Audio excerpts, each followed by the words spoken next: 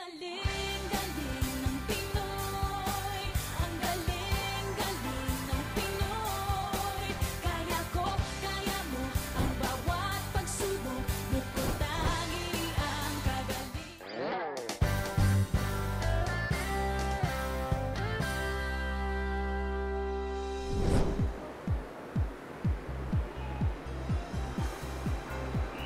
Oh! Ayun ka, bitch! Ay, grabe! Lamig. Naalala mo, sobra. Naalala mo nun? Yeah. Bata pa tayo, wala tayong ibang pinapangarap kundi sana pag December makakita tayo ng snow dito sa Pilipinas. Pero ngayon, hindi na lang pangarap yun dahil pwede na magkatotoo ang inyong mga snow fantasies. Yes, the first and only snow world dito sa Pilipinas.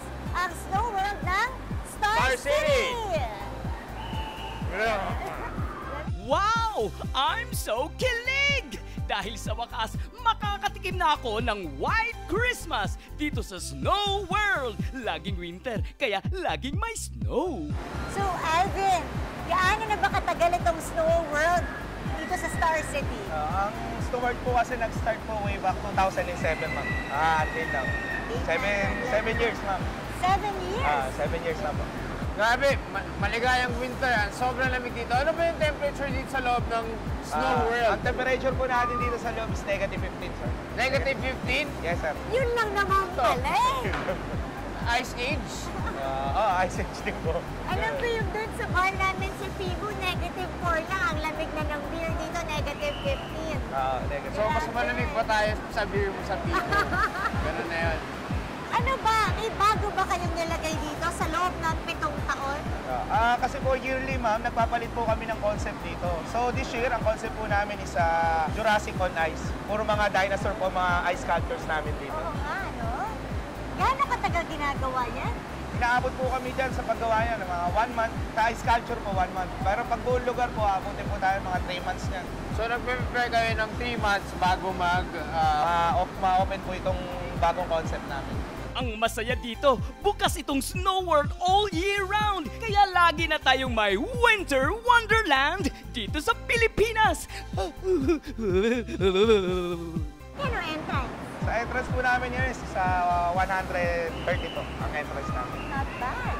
Yun din po ang purpose nito is para, kumbaga, ma-experience po ng mga Pilipino kung paano po talaga yung experience na mapunta sa snow, sa lamig. Gaano karami ang taong dumadating dito taon-taon? Taon-taon po, hindi ko masabi, pero pagdating ho ng may tinatawag na peak season, talaga ho as in marami ho talaga. Gaano karami yung as in marami? Marami. Hindi ko mabibilang, ma'am, pero pag December ho talaga, yung po kasi yung peak season namin na medyo mahaba po yung pila niya. Libo-libo na. Pero ma'am, kaya naman po namin papasukin lahat yun ng mabilisan. Hindi po sila maiinip. Teka.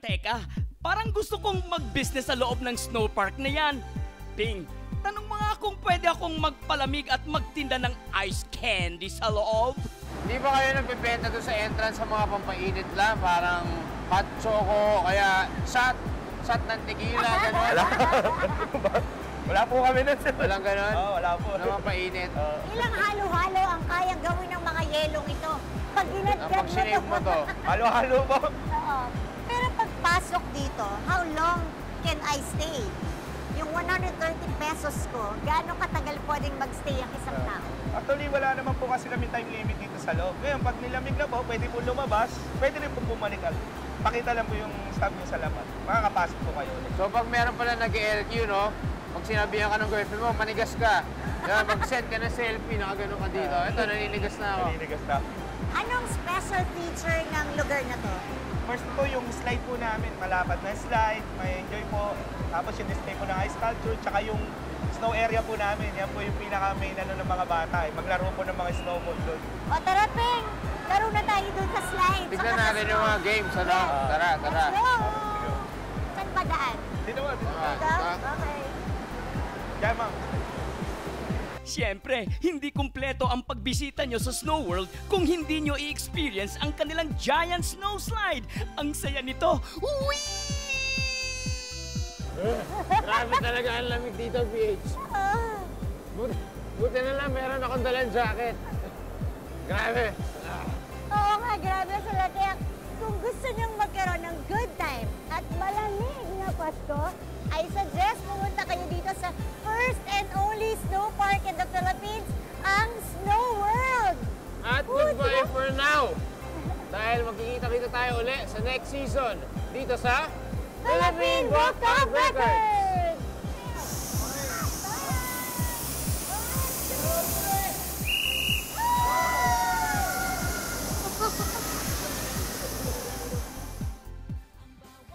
Isa namang pahina na dagdag sa talaan natin na nagpapatibay sa galing ng Pinoy.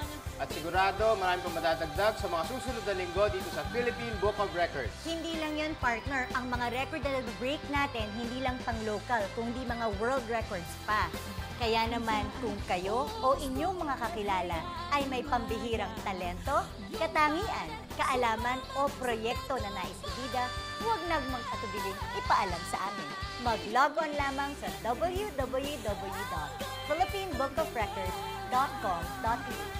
Kaya hanggang sa susunod na linggo, alas 2 ang hapon dito sa GMA News TV. Abangan ang mga susunod naming ipapakilalang una, pinaka at nag-iisa dito lamang sa Philippine Book of Records.